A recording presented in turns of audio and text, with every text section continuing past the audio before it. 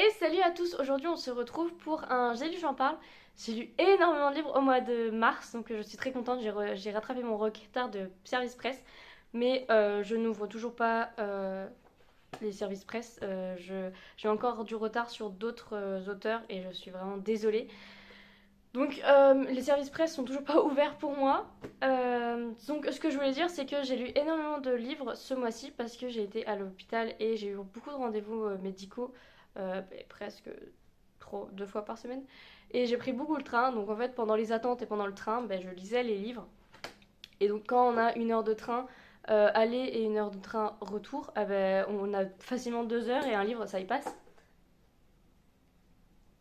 Je regarde mon chat parce qu'elle est bizarre. Hein. Alors, du coup, le premier livre que j'ai terminé et que normalement, si vous voyez cette vidéo, le vlog n'est pas encore sorti. Je suis désolée, le vlog sort la semaine prochaine. Mais bref, c'est le livre que j'ai lu pendant le vlog, c'est La vie rêvée d'une fleur, tome 1 en dormance de Eléa. Donc, c'est un roman érotique, mais aussi, même pas que, il n'y a pas que de l'érotisme, et vraiment, c'est ce que j'ai adoré dans cette histoire. C'est toute l'originalité et tout le suspense et toute l'envie que j'ai eue. J'ai été très curieuse de connaître la fin de ce roman. Donc, on suit l'histoire de Fleur qui est avec Drake, je sais plus, qui sont des personnes assez dans le milieu sexuel. Donc, ils ont elle a beaucoup de partenaires et c'est vrai qu'ils cherchent des partenaires qui la sécurisent. Et donc ils ont un petit jeu érotique, c'est qu'elle ne connaît jamais le partenaire avec qui elle va avoir des relations sexuelles ou qu'elle va devoir séduire et tout ça. Et donc c'est toujours un inconnu qui arrive et qui vient lui parler de façon assez... et donc elle comprend que c'est ça. Et sauf qu'un jour elle prend l'avion et il y a un homme qui va la voir et qui lui parle en lui disant qu'il est euh, agent. Enfin bref, il enquête sur des personnes et il voudrait l'emmener avec elle. Donc il lui met les menottes et tout ça. Et elle est là en mode... Euh, c'est un mec que je dois séduire ou c'est vraiment une interpellation? C'est qu'est-ce qui se passe? Donc là, on est un peu, nous aussi, on est un peu confus. On ne sait pas ce qui se passe parce qu'on déjà on rentre en plein dans l'histoire, donc on ne connaît pas vraiment la vie de Fleur. On ne sait pas tout ce que Fleur elle fait et tout ce qui est normal entre guillemets dans sa vie. Donc là, on commence à se poser déjà pas mal de questions. Et au fur et à mesure que avance le roman, on a beaucoup d'éléments et de choses qui nous sont révélées. Donc, je vais pas vous en dire plus parce que vraiment, il faut découvrir. Il faut le lire pour voir tout ce qui se passe. Mais ça fait un peu sur la. Nous avons de l'érotisme, mais aussi il y a beaucoup de suspense, des enquêtes. Enfin, une enquête surtout autour de Fleur et Drac. Mais surtout aussi, c'est du surnaturel. Il y a une part surnaturelle, mais je vous en parle pas parce que dans le résumé, c'est pas dit. Donc voilà, j'espère que je vous en ai bien parlé parce que pour moi, ça a été une très bonne découverte et j'ai adoré ma lecture. Ensuite, le deuxième roman que j'ai terminé ce mois-ci, et oui, je suis désolée, je suis vraiment très en retard. J'avais commencé un vlog et je l'ai pas posté parce que j'ai eu des problèmes de santé entre temps, donc j'ai pas pu le poster. Et je compte le terminer, il faut que je le termine. Donc, c'est Frères d'Enchantement de Siana que j'ai reçu aussi en service presse. Mais de toute façon, cette vidéo-là, c'est que des services presse parce que j'ai essayé de m'avancer sur mes services presse. Et donc, je me rappelle plus des personnages principaux, le nom. Non, je sais plus. Bref, c'est pas grave. Donc, on est dans un univers très steampunk, science, fantasy, fantastique. Bon, je pense que c'est plus fantasy que fantastique. Mais donc, on est dans un univers où il y a.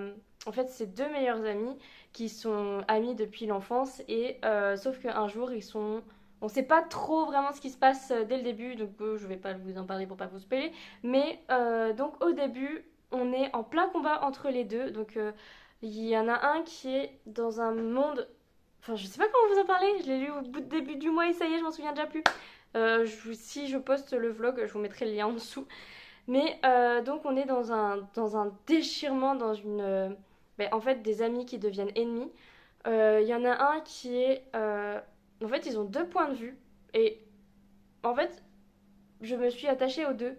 Parce que ils ont deux points de vue différents, mais en même temps, ils sont tellement persuadés qu'ils sont dans le bon point de vue, dans leur pensée, dans eux, quoi. Du coup, si je vous en parle de façon moins brouillon, ça sera mieux. Du coup, on est dans des combats. Les combats sont incroyablement bien écrits. L'auteur, elle a écrit de toute façon, la première scène de poursuite entre les deux amis ennemis. Elle est incroyable parce que vraiment, je m'imaginais dans le monde, j'imaginais bien tout. Toutes les attaques étaient bien décrites. Tous les paysages étaient bien décrits. Du fait qu'on arrive dans une ville, on arrive dans la forêt. Parce qu'il y en a un qui est plus à l'aise dans la forêt, donc il est plus agile. Ils arrivent à sauter sur les toits, dans les arbres et tout. Ils sont plus agiles, pardon. Donc ils ont chacun leur endroit où ils sont un peu plus talentueux que l'autre. Et vraiment, j'ai adoré. Les descriptions, elles sont incroyables. Vraiment, quand elle parle des géants qui détruisent la ville, moi j'étais complètement. Je lisais comme. En fait, dans mon imagination, dans ma tête, c'était comme si je regardais un film, tellement c'est bien écrit, tellement c'est bien détaillé. On est vraiment plongé dans l'histoire. Il y a juste un truc que j'avais dit dans le vlog, mais du coup, vous l'avez pas vu. Si, je l'ai posté le vlog. Si, normalement, il est posté. Bref, je vous mettrai le lien si je l'ai posté.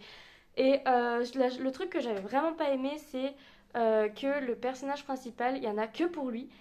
Et en fait, je me disais que pendant le combat, pendant tout ce qui se passe, c'était. Pendant tout ce qui se passait, eh ben, on parlait que du personnage principal, alors qu'il y avait tellement d'autres personnes qui avaient subi ce désastre, cette violence. Des personnes qui se retrouvaient à avoir leur maison détruite, leur entreprise détruite, leur gain ce qui leur permet de manger qui était détruite. La femme du personnage principal, elle était autant dans la même galère parce elle mène aussi dans l'enquête et vraiment je l'ai adorée elle. Bref, euh, elle était aussi dans l'enquête donc elle est aussi plongée dedans, mais on avait uniquement le. Ouais, c'est ça qui m'a dérangée, c'est d'avoir le point de vue unique de ce personnage-là au début de l'histoire qui. Ben, en fait, j'avais l'impression que ça. Puisque lui, il l'avait vécu, et que vu que c'était son meilleur ami et que du coup il ressent un vide à l'intérieur de lui, après c'est normal, c'était son meilleur ami donc c'est normal qu'il ressente du vide, mais puis il y a des liens magiques et tout ça donc c'est très dense, voilà, c'est ça le mot que je cherchais, c'est très dense à lire, mais il y a vraiment que le personnage principal, on se soucie uniquement de lui et vraiment, c'est vraiment ce qui m'avait dérangé. Mais c'est parce que j'ai pas l'habitude de lire des points de vue internes. Je suis plus sur les points de vue omniscients où on voit tout. Et qu'on parle de tous les personnages. Par exemple, il y a un mec qui traverse la rue, ben, l'auteur il va le dire. Parce que l'auteur est en capacité, le narrateur est en capacité de dire tout. Alors que quand on est focalisé sur un personnage, eh ben, on a que le ressenti du personnage. Et je crois que c'est ça qui m'a manqué. Mais vraiment, c'est un avis personnel parce que je suis vraiment pas point de vue interne. Vraiment. Donc il faut pas prendre cet avis. Voilà. Parce que sinon, j'ai adoré. Vraiment, je l'aurais dit, mais les descriptions étaient incroyables. Il y avait des personnages que j'ai adorés, mais je me souviens plus le nom de sa femme. Comment elle s'appelle déjà, sa femme? Je me rappelle plus. Bref. Aussi, ah oui, ce que j'ai adoré, mais vraiment ce que j'ai adoré, c'était. Oh, je me suis gratté l'œil.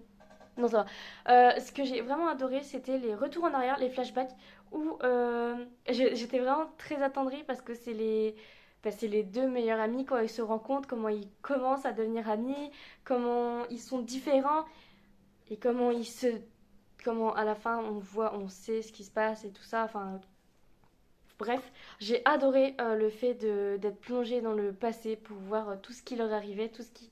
Enfin bref, j'ai adoré vraiment les moments où on allait au passé, eh ben, c'est ce que j'attendais avec impatience. J'adorais le présent, mais le passé, eh ben, c'était c'était des chapitres que j'aimais encore plus, voilà. Bref, j'ai bien aimé, vraiment j'ai bien aimé. J'ai eu un peu de mal à me plonger dans l'histoire parce que j'étais malade, mais sinon j'ai vraiment aimé ma lecture. Et je le répète encore une fois, mais la plume de l'auteur est incroyable. Ensuite, pendant que j'étais dans les salles d'attente, je me suis dit que j'allais lire un petit livre. Et c'était impec parce que juste les 5 minutes d'attente dans la salle d'attente, bah, ça me faisait une petite fable. Donc j'ai lu Les Fables Félines, tome 1, La sagesse des chats de Jean-Luc Menet. Jean-Luc Menet. C'est comme ça que ça se dit.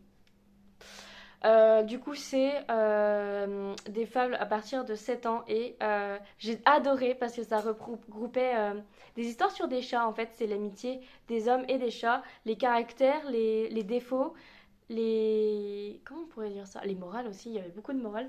Mais par exemple, c'était beaucoup de choses avec comme des expressions comme pourraient nous dire nos parents. Et j'ai adoré le fait que par exemple, il y avait des fables où par exemple, il y avait un petit chat qui se mettait à l'écart, qui était très timide, et il y a l'enfant qui arrive et qui aide le chat pour lui montrer que non, tu peux y aller, tu peux socialiser, tu crains rien. J'ai vraiment adoré ça. Toutes les fables, elles étaient vraiment très bien. Et en plus, l'auteur met des explications que soit l'enfant peut comprendre de lui-même s'il est assez en âge de comprendre, soit que les parents puissent lui expliquer. Et il peut même réfléchir aux caractéristiques aussi, euh, parce qu'il y a des mots-clés qui entourent les fables qui font que... Mais c'est très bien vraiment pour apprendre et éduquer les enfants. Vraiment, j'ai adoré ces fables-là. Ça, franchement, c'est des fables que je pourrais conseiller dans des écoles primaires et maternelles si les maîtresses elles le lisent aux enfants. Vraiment, j'ai adoré. C'était vraiment trop bien. C'était mignon. Et voilà, je sais pas quoi dire d'autre à part que c'était mignon, que je me suis attachée à tous les petits chats et aux petits enfants qui aidaient les petits chats. Il y en a une qui me revient en tête. C'était une où il y avait un chat qui montait à... Non, c'est un enfant qui monte à un arbre et le chat lui montre comment descendre. Oui, du coup, c'était un peu... On a toujours besoin d'aide de quelqu'un d'autre. Et enfin, il faut observer et tout ça. Et vraiment, j'ai adoré cette fable-là avec le chat qui aide l'enfant à descendre. Vraiment, vrai, enfin bref, je m'en mêle un peu les pinceaux, mais c'était vraiment trop bien. On peut pas faire une énorme. On peut pas en parler pendant 20 ans puisque c'est plein de petites fables. Je ne sais plus combien il y a de fables dedans. Mais bref, c'est plein de fables qui mettent en scène des chats et des enfants. Et les chats, ils sont... en fait, les chats apprennent aux enfants et les enfants apprennent des chats. Parce que c'est en observant les chats que l'enfant, il comprend que il faut jouer avec tout le monde, qu'il faut aider tout le monde. Et les chats, c'est en voyant l'enfant être gentil avec eux qu'ils se rendent compte que l'enfant, il est gentil et qu'ils peuvent leur apprendre des choses, qu'ils peuvent être amis avec. Enfin bref, j'ai vraiment adoré ces petites fables-là. Et on en est quatrième. Le quatrième roman que j'ai lu, c'est Stanton et ses secrets, l'héritage. Stanton. Oui, les Stanton. J'ai bugué dessus sur tout le long de ma lecture. De Régine Boucher. Du coup, c'est une histoire incroyable. Déjà, on va parler de l'écriture de l'auteur. Vraiment, dès les premières lignes, quand elle décrit la puissance, l'évolution et la façon que Michael, enfin bref, le patriarche, le père de famille, celui qui a tous les pouvoirs, comment il a fait pour agrandir la richesse de sa famille, comment il a fait pour construire. Donc tout ce qu'il veut, il l'obtient, il veut faire un casino, il en a, il veut faire une thalassothérapie, il a construit, il veut devenir maire, il devient maire pour avoir tous les pouvoirs sur la ville, pour devenir encore plus riche. C'est vraiment le père de famille strict. Et du coup, il a 8 enfants. Et chacun de ces enfants a une part de sa puissance pour que toujours l'argent, la puissance, le pouvoir reste dans sa famille. Et donc au début, on a toute cette histoire sur cette famille qui a du pouvoir, qui est riche, qui est avec des petites choses qui ne... Enfin bref, comment vous dire, avec des petites choses très très mal. Il arrive à voir des choses de façon correcte, réglo, et d'autres choses de façon pas du tout réglo. Donc je crois même qu'il y a un moment où elle dit que il sait recevoir des coups, mais c'est lui qui en donne le plus. Donc voilà, c'est vraiment euh, pour expliquer, enfin la phrase elle explique vraiment qui est cette personne. Enfin bref, et du coup c'est l'histoire de Amélie Broche qui débarque sur la terre des Stantons et qui va découvrir que cette famille elle a énormément de secrets, beaucoup qui aussi, et il y en a un qui la concerne et donc elle va faire la rencontre de Evan qui va l'aider à mener son enquête parce que on est quand même sur une enquête de meurtre. Enfin, je sais pas comment vous en parler sans vous spoiler, c'est ouf ça encore. Toujours les livres où il y a du suspense, c'est trop dur de se dire est-ce que je vais en dire trop, est-ce que je vais en dire pas assez. Bref, j'ai beaucoup aimé Evan, vous voyez ce que je veux dire. Bref, du coup, on est sur une histoire où il y a des secrets de famille. Vraiment, si vous aimez les secrets de famille, ce livre est pour vous. Donc on est à secrets de famille, famille de pouvoir, famille très riche, 8 enfants, donc ça fait beaucoup, beaucoup, enfin ça fait une grosse famille. Avec une personne qui arrive et qui découvre tous les secrets, qui euh, mène son enquête avec en compagnie d'une autre personne. Hein. Donc on a... Enfin, je sais pas comment vous décrire le livre, c'est dingue. En fait, dans ma tête, en fait, j'ai la fin et du coup, je vais vous parler de la fin alors qu'il faut pas que je vous parle de la fin, il faut que je vous parle du début. Et en fait, c'est ça le problème dans le fait de lire un livre et d'en parler 20 ans plus tard, c'est que il y a les éléments marquants qui nous restent en tête et on veut vous en parler, sauf que les éléments marquants, ça spoil. Donc voilà. Donc je vais répéter, mais l'écriture de l'auteur est incroyable dès le premier chapitre. J'étais submergée, j'étais subjuguée, j'étais waouh! Je ne sais pas si c'est le premier livre de l'auteur, mais j'ai adoré le style, il est maîtrisé, il est incroyable. Je sais pas pourquoi je regarde en bas depuis tout à l'heure. En fait, si vous vous demandez ce que je regarde depuis tout à l'heure, c'est que j'ai des pommes. J'ai un panier de pommes en dessous et je regarde mes pommes. Bref. Vraiment, le style de l'auteur est incroyable. Du coup, le résumé de ce livre, c'est que au début, on découvre que la famille des Stanton, parce que l'auteur décrit énormément pour qu'on se mette dans l'atmosphère, pour qu'on comprenne qui sont ces personnes. Et donc, on va suivre l'histoire de Amélie Boucher. Boucher. Je l'ai écrit quelque part. Amélie Broche, oh là là, j'y étais loin, je suis désolée. Du coup, c'est Amélie qui ne connaît pas du tout son père, et sauf qu'un jour, parce qu'elle est élevée uniquement par sa mère, sauf que malheureusement, sa mère, elle est très malade, et sur son lit de mort, elle va lui dévoiler la vérité. Elle va lui apprendre qui est son véritable père. Donc Amélie s'envole de la France pour aller aux États-Unis et en découvrir plus sur sa véritable famille, sur la famille de son père. Et elle va se rendre compte qu'il y a beaucoup de secrets, beaucoup de choses étranges dans cette famille. Et donc elle va faire la connaissance de Evans qui va l'aider dans son enquête. Et du coup avec Evans, ils vont mener leur enquête parce que il y a quand même une enquête pour meurtre qui est en cours, donc il va falloir qu'elle se disculpe et il y a plein de révélations sur révélations. On se repose jamais dans ce livre, il y a toujours quelque chose. En fait, ils arrivent à quelque chose, il y a quelque chose qui revient. Enfin, il y a une révélation qui arrive et il y en a une autre qui arrive. Alors, je sais pas comment dire pour ne pas vous spoiler. Il y a des personnages qu'on a envie de tuer, tout simplement. Il y a des personnages détestables qu'on a envie de. Jennifer, par exemple. Voilà. Et donc, vraiment, j'ai adoré le style d'écriture de l'auteur. Il y a des personnages, j'ai adoré. Je me suis attachée aux personnages. J'ai détesté d'autres personnages. Vraiment, l'histoire, elle est incroyable. Elle est stressante. Elle est émouvante. Elle prend aux tripes. C'est ça le mot, en fait. Elle prend aux tripes. C'est pas du tout une histoire qu'on se dit, tiens, je vais lire ça cosy, cocooning dans mon canapé avec un petit feu de camp, pardon. Parce que c'est ce que j'ai fait à la base. Je m'étais mis avec une petite tasse de thé cinnamon roll, avec un petit bruit de feu sur ma télé. Bah, on va dire que ça permet d'un petit peu moins stresser. Oui. Donc voilà, je sais pas si je vous ai bien parlé de ce livre parce qu'en vrai, je ne sais pas comment on peut en parler.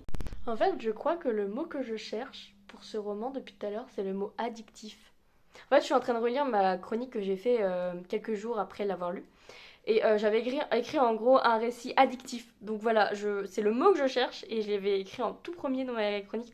Mais c'est ça, je devrais faire des... En fait, ce que je devrais faire, c'est tourner mes vidéos soit pendant que je lis, comme ça vous avez un petit peu le moment où je lis et vous avez mon avis après, comme un vlog en fait, comme je fais habituellement et que là j'ai pas eu le temps de le faire, ou que je vous donne l'avis une fois que j'ai fermé le livre et hop, je vous parle du livre. Mais le problème c'est que quand je fais ça, je spoil. Alors que là, dans ma tête, je peux voir que, par exemple, si j'avais envie de vous parler d'une certaine révélation, eh ben je me dis, ben non, parce que cette révélation-là, si tu cogites bien, eh ben ça te spoil en fait. Enfin bref, je sais pas si vous voyez ce que je veux dire. Bref, tout ce que je veux dire, c'est que ce livre, il est addictif, incroyable, il est plein de rebondissements, il est plein de révélations sur révélations. Les personnages sont incroyables, sont détaillés, en fait, ils sont tellement bien faits qu'on arrive à les détester et on arrive aussi à en adorer, mais vraiment adorer. Bref, en fait j'ai lu ce livre comme un livre, comme un film. Vous voyez les films américains avec les familles de riches, là, un peu strictes, qui élèvent leurs enfants pour qu'ils soient aussi riches et aussi mauvais qu'eux et tout ça. Ben, c'est ça. C'est exactement ça. Donc, vraiment, j'ai adoré. Et c'était la première fois que je lisais l'auteur, et enfin, l'autrice, et ben, je suis totalement OK pour en lire d'autres. Donc, je vais aller faire ma petite wishlist et aller voir sur si elle a d'autres livres parce que j'ai pas du tout été voir. Si j'ai la réponse, je vous mettrai ici le nom de ces autres livres, peut-être les photos plutôt, oui, les illustrations de ces autres livres, et voilà. Du coup, c'est la fin de cette vidéo, je vous fais des gros bisous, j'espère que vous avez aimé et que je vous ai fait découvrir des livres. Gros bisous!